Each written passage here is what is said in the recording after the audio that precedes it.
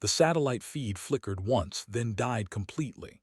In the Pentagon's underground command center, 3 stars worth of brass stared at blank monitors while somewhere in the Hindu Kush, a Navy SEAL team had gone dark. The last transmission crackled through speakers like broken glass. Contact, contact. We're pinned down in the valley, they've got us surrounded. Then nothing. Static. Silence that stretched like a held breath.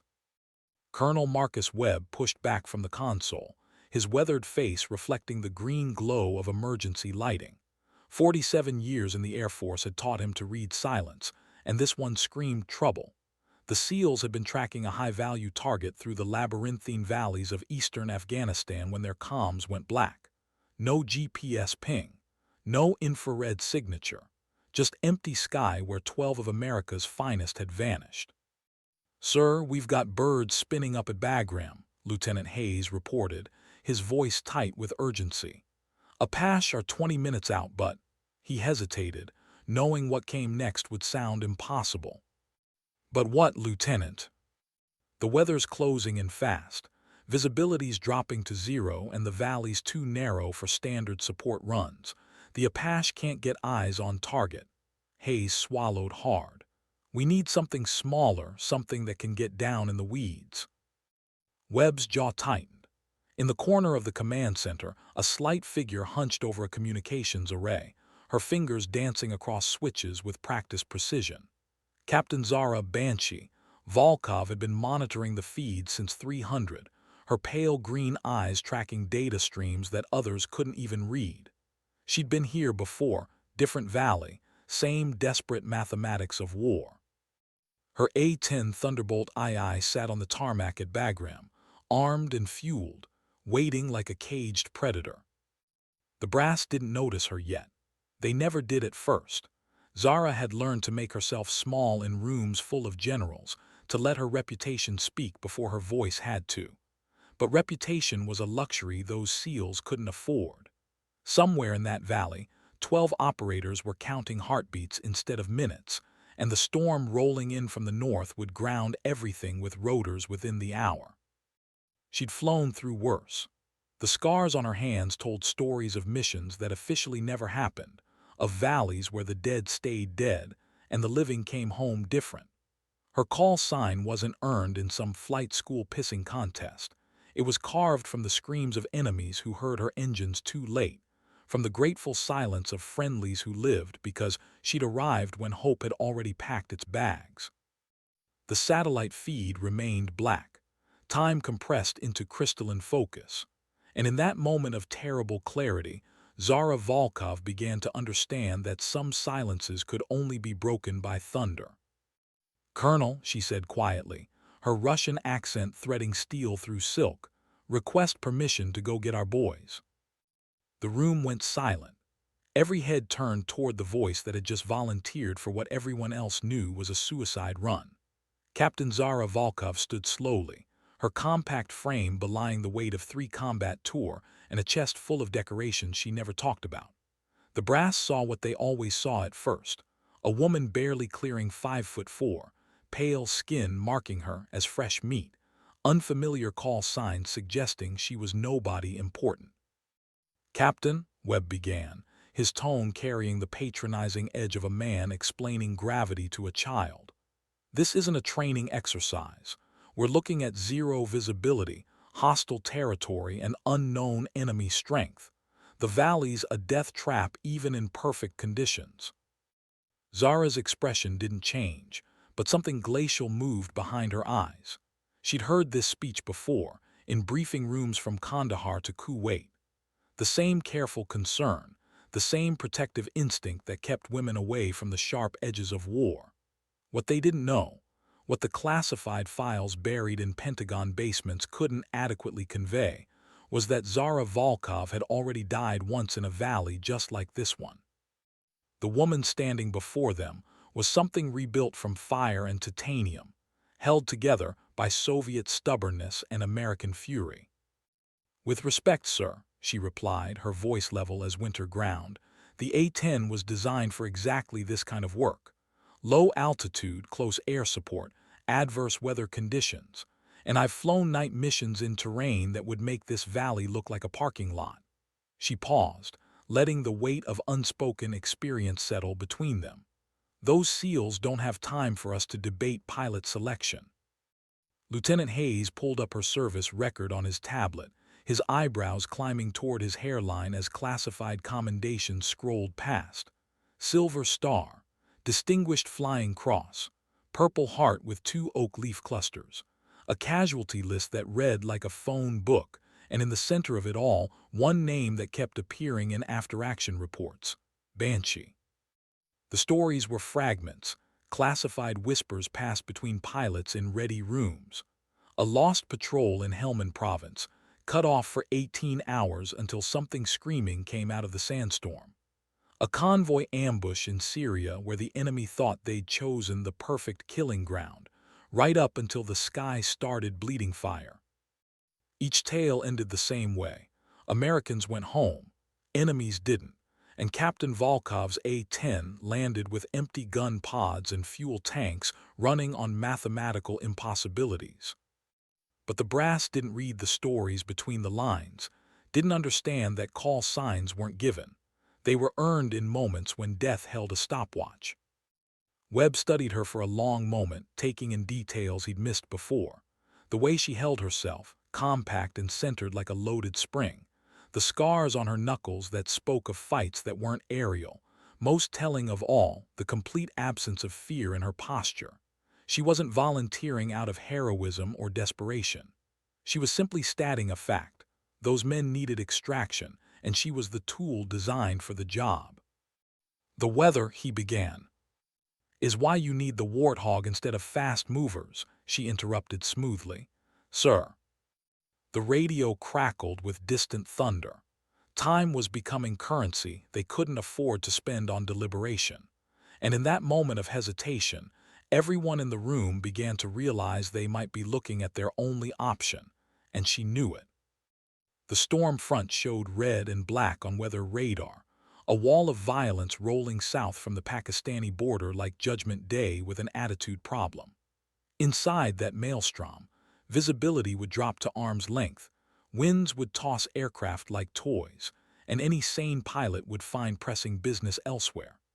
But sanity, as Zara had learned in 3 tour through hell's various zip codes, was a luxury item with limited tactical value. "Banshee," Hayes said quietly, testing the call sign against the woman standing before them. "That's what they call you." It wasn't a question. He'd been reading between classified lines, connecting dots that painted a picture of someone who'd earned her reputation in valleys where the sun didn't shine and the dead told no stories. The kind of pilot other pilots talked about in whispers, whose missions existed in files marked with clearance levels that most colonels couldn't access. Zara's smile held no warmth, but it carried the weight of shared understanding. "Some do," she replied. "Others call me when the situation's gone completely to shit and they need someone stupid enough to fly through it anyway." The honesty of that statement cut through the briefing room's tension like a blade through silk. No heroic posturing, no patriotic speeches, just the flat acknowledgement of someone who'd made a career out of volunteering for assignments that sent other pilots looking for transfer requests. Webb checked his watch. The SEALs had been dark for 17 minutes.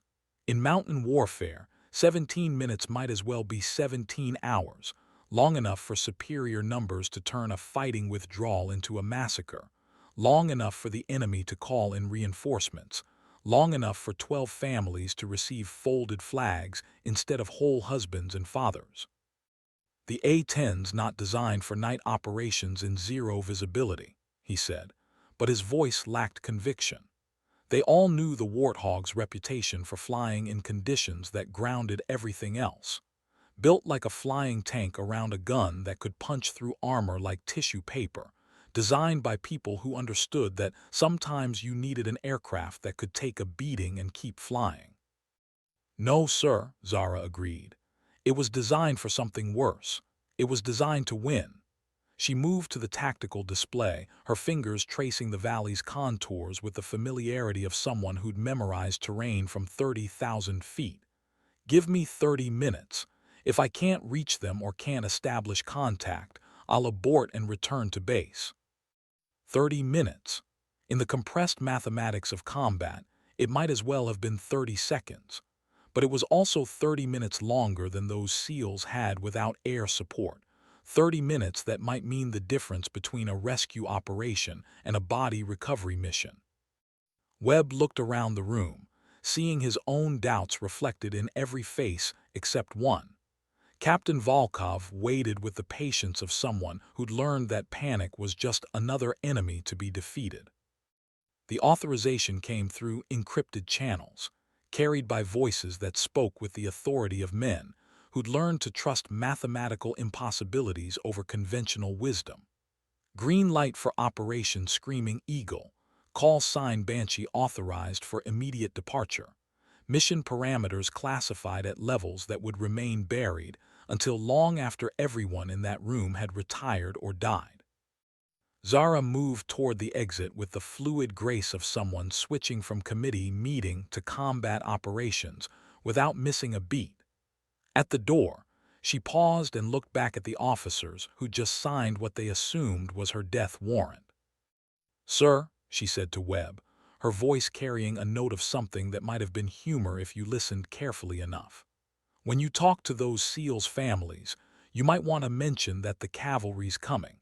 Just don't mention the cavalry's 5'4" and learn to fly in weather that would make Satan pack an umbrella."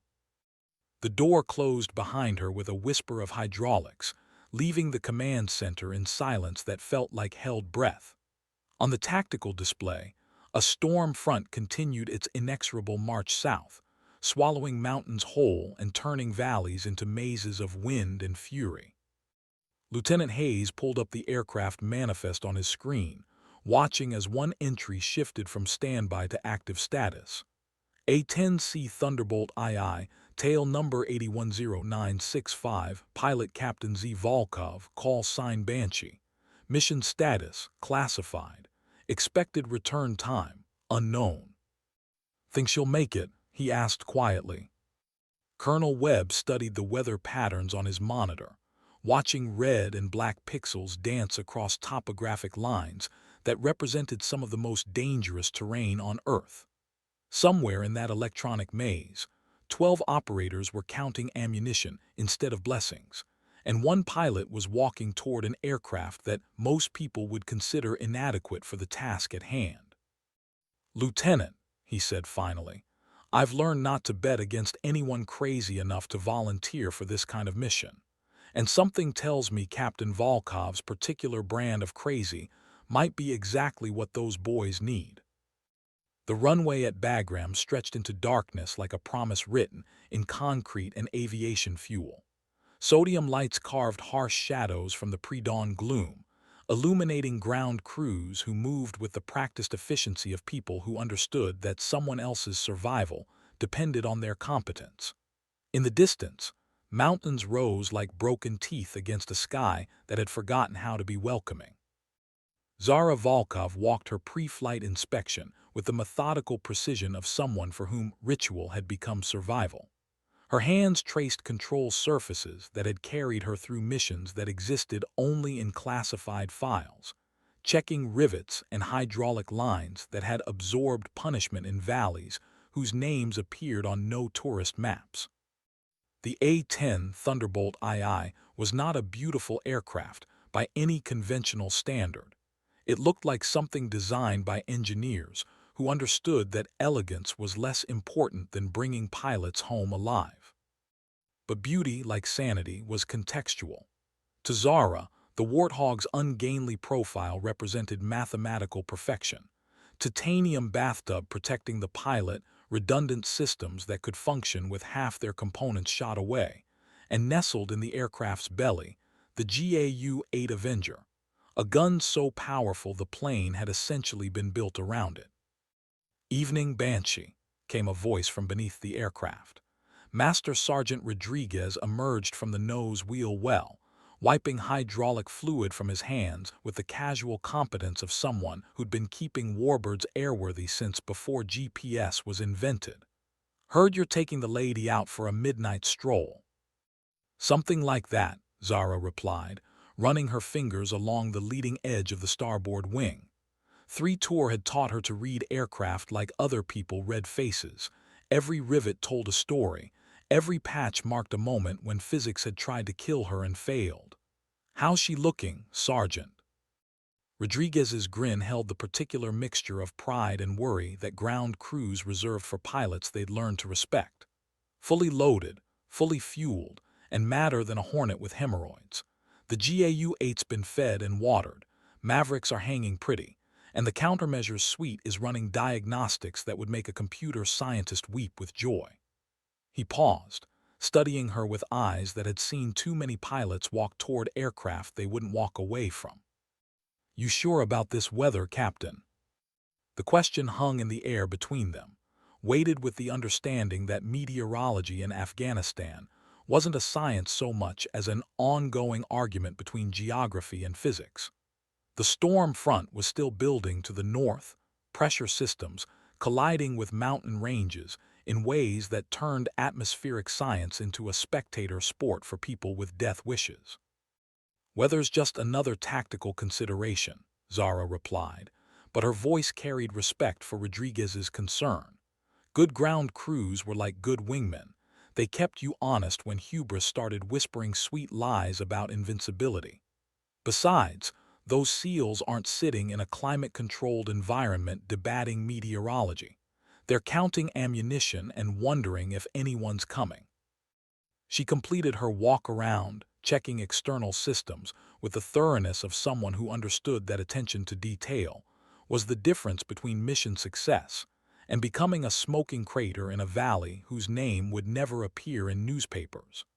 The A-10 waited with mechanical patience, 30,000 pounds of controlled violence disguised as an aircraft. In the cockpit, familiarization became meditation.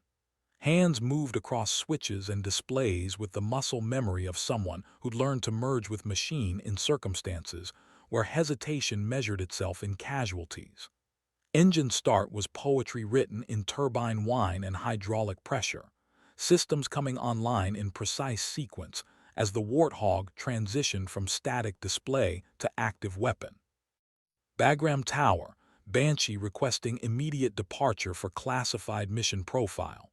Her voice carried the flat professionalism of someone for whom radio communication had become another weapons system. Clean, precise, conveying exactly the information required and nothing more.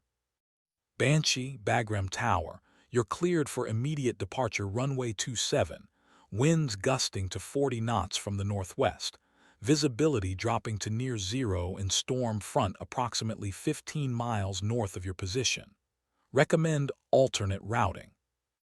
Negative Tower, current routing approved at classification levels above both our pay grades. Zara's response carried just enough humor to acknowledge the controller's concern, without revealing operational details that existed in files marked with clearance levels most people would never see. Banshee departing as directed. The runway rushed beneath her like a promise of violence deferred. At rotation speed, the A-10 lifted with the graceless efficiency of something that understood lift was more important than beauty. Behind her, Bagram fell away into darkness punctuated by pools of artificial light, each one representing someone who would spend the night wondering if she'd return, or if the mountains would claim another pilot who'd confused courage with immortality. Ahead, the Hindu Kush waited like Judgment Day with an attitude problem, peaks rising into cloud cover that had swallowed entire air forces throughout history.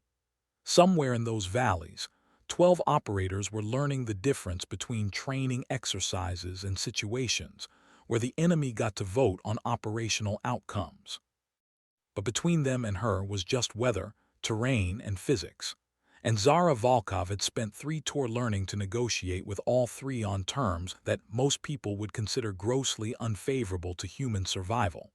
The storm could rage, the mountains could attempt to kill her, and physics could file whatever complaints it wanted.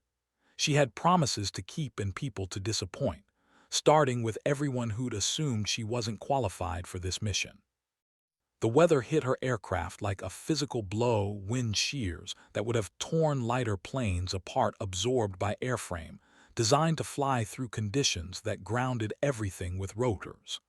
Rain turned to ice on her canopy, reducing visibility to instrument readings and faith-based navigation. But the A-10 pressed forward with mechanical determination, carrying its pilot toward a valley where Americans were learning the difference between surrounded and fucked, and where someone had finally called for the kind of help that arrived with wings and righteous fury. At 15,000 feet, the storm on the sky.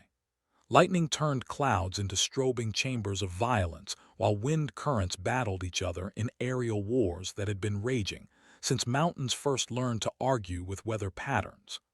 Ice built on control surfaces in ways that reminded aircraft of their mortality, and turbulence tested the integrity of anything not designed by engineers with grudges against gravity. But the A-10 had been conceived by people who understood that sometimes you needed to fly through hell to get where heaven required you to be. Every rivet had been placed with malice aforethought against conditions exactly like these. Every system designed with the assumption that Murphy's Law wasn't just a guideline but an active enemy combatant. Zara rode the turbulence with the fluid grace of someone who'd learned to dance with physics in circumstances where leading was negotiable, but following was mandatory. Her hands moved across controls with unconscious precision, while her eyes processed instrument data in ways that most pilots would consider supernatural, but which was really just the result of learning to read machines when your life depended on accurate interpretation. Dragon 6, Dragon 6, this is Banshee inbound your location. Request status update. Her radio call cut through static and interference with the clarity of someone who'd learned that communication in combat was about getting information across gaps that wanted to kill you. Silence, the kind that stretched like broken bones, measured in heartbeats that reminded you of mortality rates in mountain warfare. Then, crackling through interference that sounded like the world ending by installments. Banshee, Dragon 6 actual, never been happier to hear anyone in my entire fucking life. The voice belonged to someone who'd been measuring time in magazines rather than minutes, whose situation had deteriorated from tactical disadvantage to mathematical improbability. Professional competence wrapped around desperation. Military bearing maintained through circumstances that would have broken civilians just by existing in their proximity. Dragon 6 Banshee, say your status and position. We're in the shit, Banshee. Pinned down in a valley that wasn't supposed to have this many bad guys, taking effective fire from positions we can't identify, and the weather's turning this place into something that would make hell file a complaint about working conditions. Need immediate close air support, danger close, troops in contact. Danger close. Two words that compressed combat aviation into its most essential truth. People you gave a damn about were close enough to your weapons that the margin for error was measured in feet rather than football fields. The kind of mission profile that turned precise flying from professional requirement to moral imperative. Zara checked her position against GPS coordinates that flickered through interference like uncertain promises. The valley lay ahead, invisible through weather that had turned navigation into faith-based calculation. But instruments could lie, weather could deceive, and GPS could glitch at exactly the wrong moment. What didn't lie was the sound of automatic weapons fire that occasionally pierced through radio static, the universal language of people trying to kill other people with extreme prejudice. Dragon 6, Banshee is 2 minutes out from your position. Request you mark your location with infrared strobes and take cover. Things are about to get loud. Through her targeting system's thermal imaging, the valley resolved into abstract art painted in heat signatures and violence. Muzzle flashes appeared as bright flowers blooming in darkness, each one representing someone who'd made the tactical error of shooting at Americans, while an A-10 pilot was in the neighborhood with a fully loaded gun and a professional obligation to ensure that such mistakes resulted in immediate feedback. The GAU-8 Avenger began its song of mathematics and finality, 30mm rounds delivered at rates that turned individual bullets into abstract concepts. Each trigger pull sent depleted uranium downrange at speeds that made argument impossible, precision strikes that separated problems from solutions with extreme prejudice. The sound, a buzz saw operated by angels of death, echoed through valleys in ways that reminded everyone present why close air support was considered both blessing and terror, depending entirely on which end of it you found yourself experiencing. Dragon 6's position became visible through thermal imaging as heat signatures clustered behind inadequate cover, 12 shapes that represented the mathematical difference between successful extraction and failed families. Around them, enemy positions revealed themselves through muzzle flashes and movement pattern that spoke of people who'd chosen the wrong profession for their current tactical situation. Dragon 6 Banshee, I have eyes on your position and am engaging targets to your northwest. Keep your heads down and let me know when you're ready to move. The response came through gunfire and determination. Banshee, you beautiful crazy bitch, we've been ready to move since this shitshow started. Just keep those 30 mic rounds coming and we'll get ourselves sorted. Professional admiration, wrapped in profanity and delivered through circumstances that had compressed 12 of America's finest into a space smaller than most suburban driveways.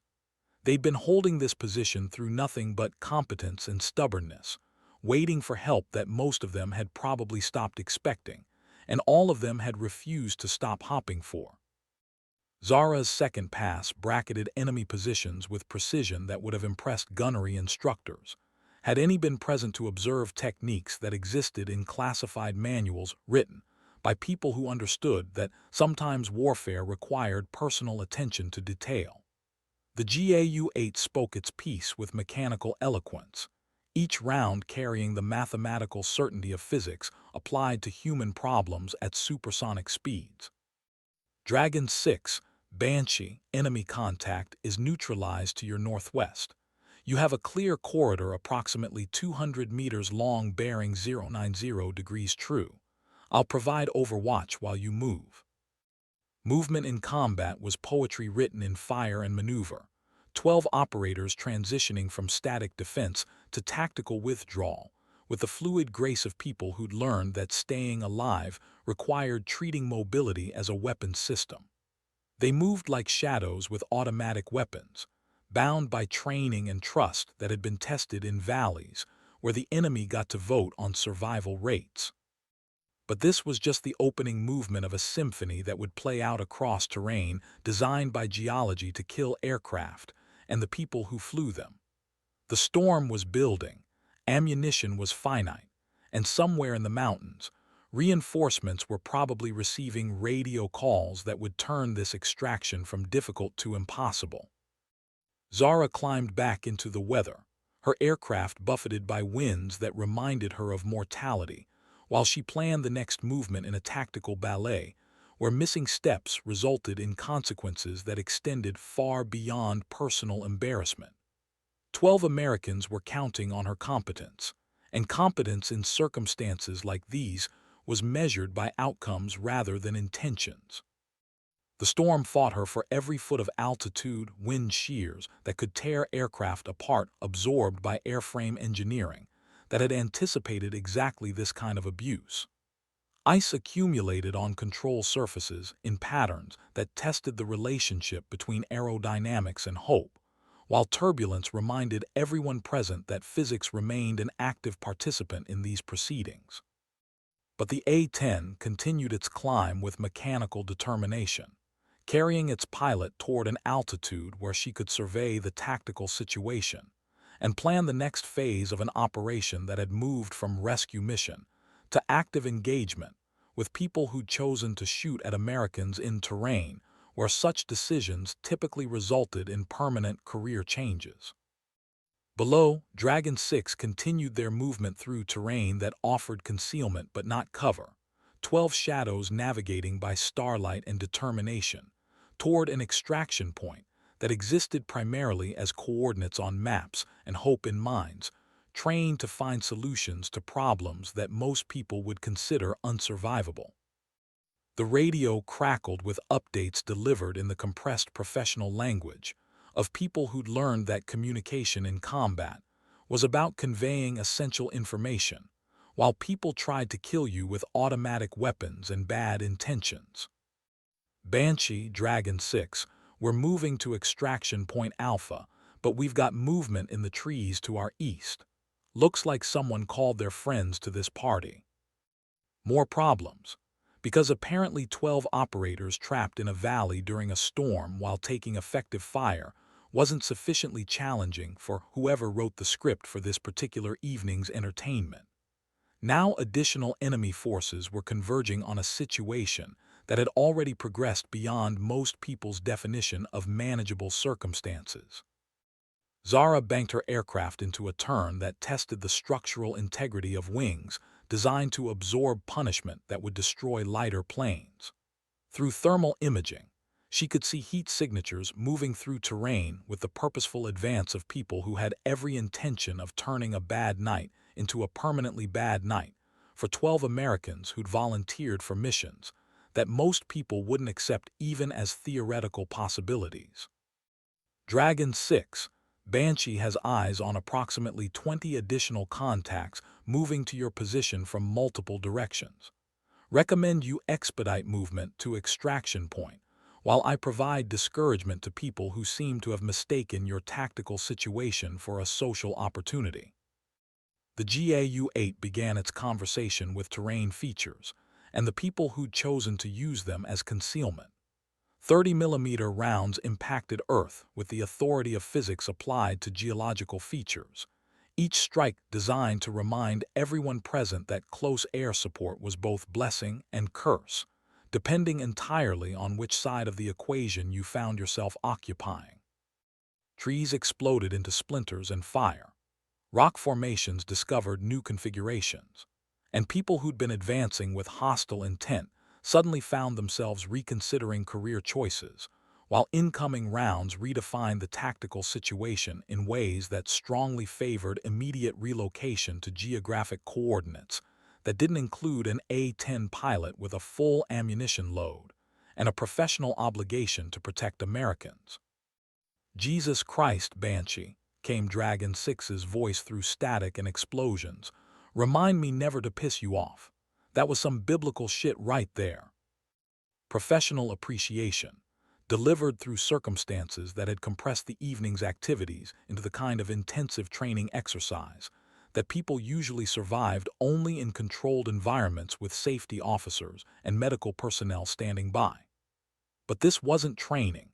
Safety officers were several thousand miles away, and medical personnel were currently represented by whatever field medic Dragon 6 carried in their operational configuration. The storm continued building around them, weather patterns that turned navigation into faith-based calculation, while visibility dropped to distances that could be measured in arm lengths rather than meaningful tactical ranges. But weather, like enemy fire, was just another tactical consideration to be factored into operational planning that had moved beyond conventional parameters into the realm of mathematical impossibilities, achieved through professional competence and stubborn refusal to accept failure as an outcome. Dragon 6, Banshee, you're cleared to continue movement. I'll maintain overwatch and provide fires as needed, but be advised that ammunition status is becoming a tactical consideration. Translation: she was running low on the kind of mathematical arguments that the GAU-8 specialized in, which meant that sustained engagement was transitioning from preferred option to tactical necessity that would need to be carefully managed against available resources and enemy persistence. But 12 Americans were still moving toward extraction through terrain that wanted to kill them, while people with automatic weapons provided additional encouragement toward permanent geographic relocation to places that didn't appear on any maps maintained by the living. And as long as those 12 Americans were counting on her to provide the kind of support that arrived with wings and righteous fury, Ammunition status was just another problem to be solved rather than an excuse to accept failure. The extraction point emerged through thermal imaging as coordinates that existed primarily in GPS systems and operational planning, a piece of terrain that differed from surrounding geography mainly by virtue of being designated as the place where helicopters might theoretically be able to land if weather conditions improved and enemy fire decreased to levels that could be categorized as merely hazardous rather than immediately fatal. Dragon 6, Banshee, you're approaching extraction point Alpha. Be advised that landing zone conditions are marginal at best, and we've still got unknown numbers of hostiles in the area who seem to have taken your presence personally. Movement through mountains at night during storms while people shot at you was the kind of activity that compressed human experience into its most essential elements: cover, concealment, ammunition status, and the mathematical relationship between distance traveled and distance remaining. Dragon 6 navigated this equation with the competence of people who'd learned that survival in circumstances like these was less about heroics and more about professional attention to detail applied under conditions that most people would consider unreasonably stressful. Through her aircraft's sensors, Zara watched 12 heat signatures move across terrain that offered concealment but limited cover, their progress measured in meters gained against geographic features that seemed designed specifically to complicate tactical movement.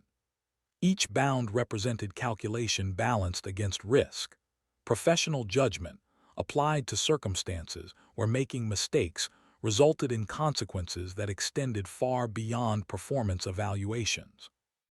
Banshee, Dragon 6 Actual were in position at extraction point Alpha, but the landing zone's going to be tight even under optimal conditions.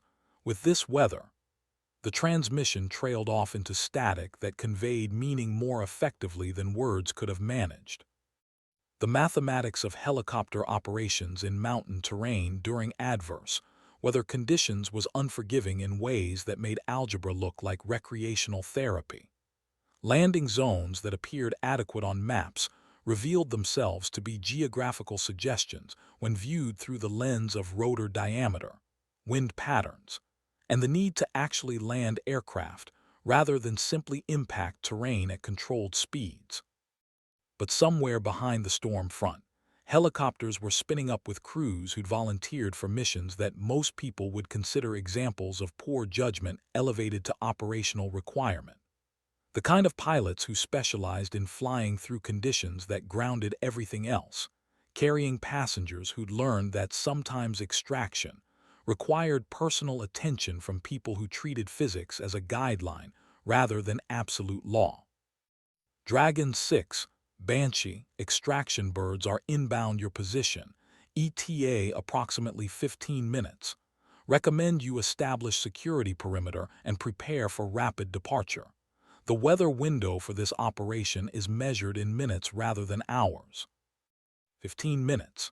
In the compressed time scale of combat operations, 15 minutes might as well have been 15 hours, long enough for situations to develop in ways that transformed routine extractions into the kind of missions that appeared in files marked with classification levels that most people would never see.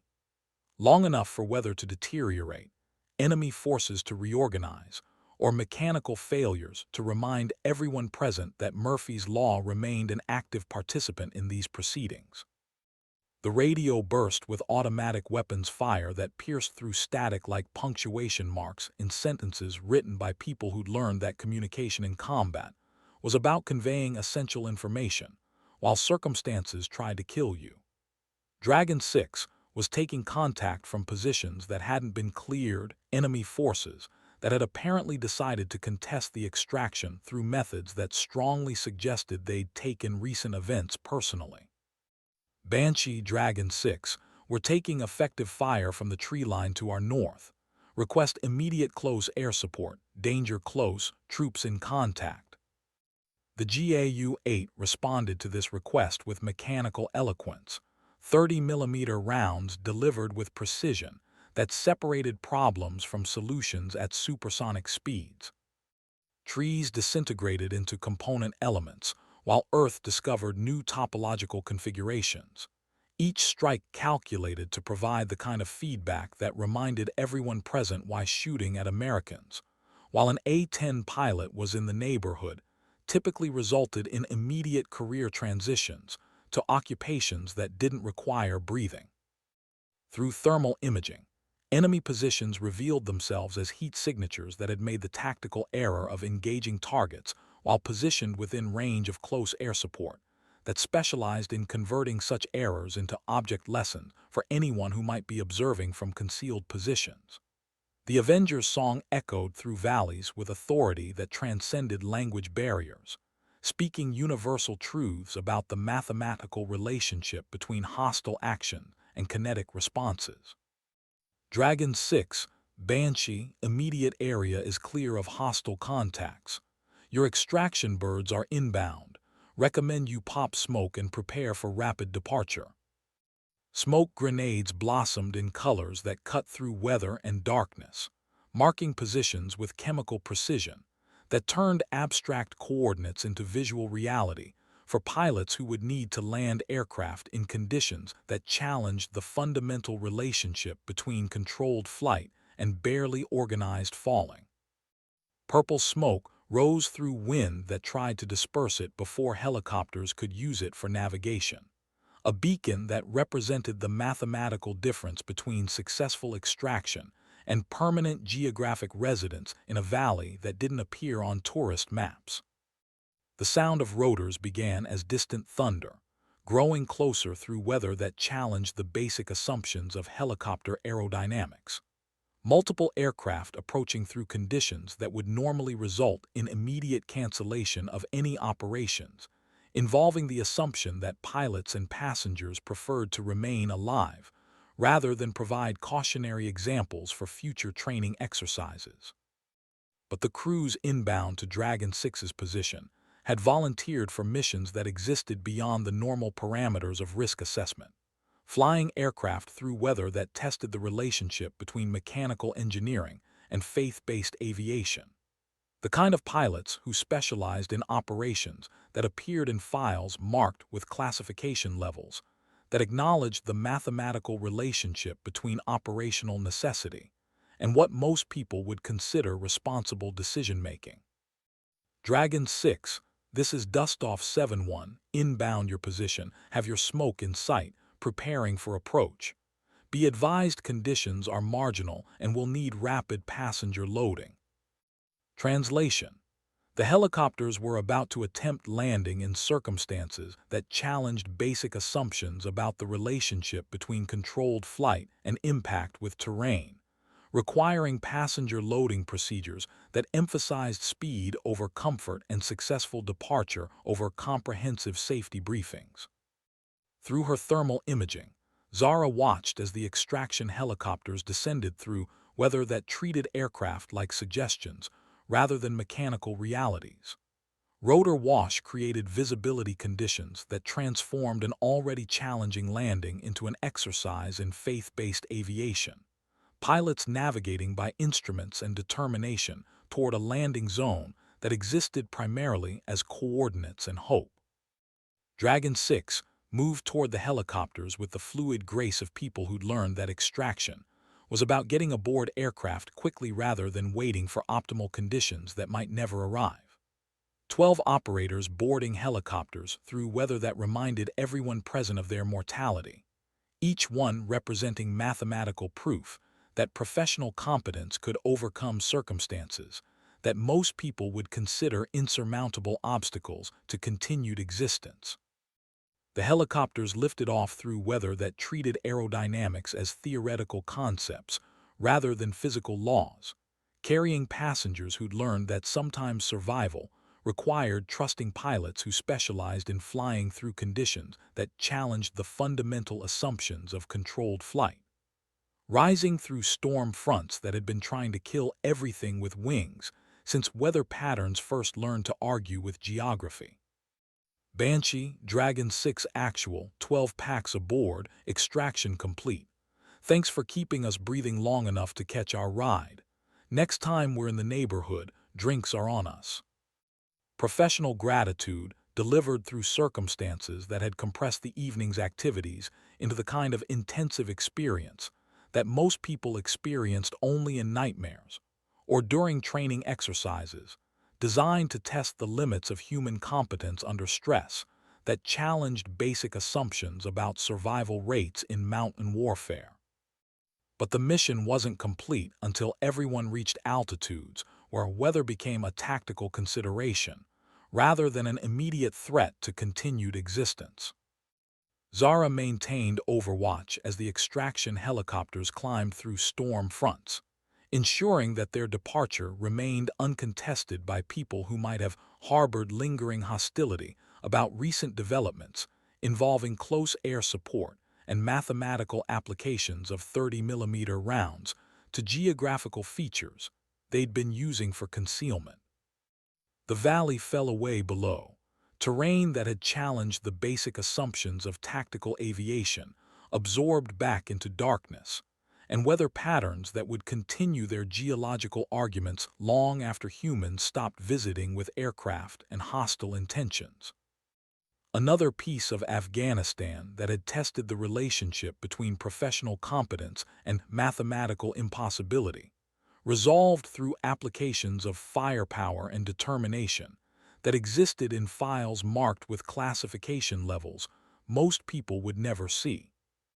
But for now, 12 Americans were breathing at altitude, while helicopters carried them toward airfields where ground crews waited with maintenance schedules and hot coffee, where debriefings would reduce the evening's activities to after action, reports that capture.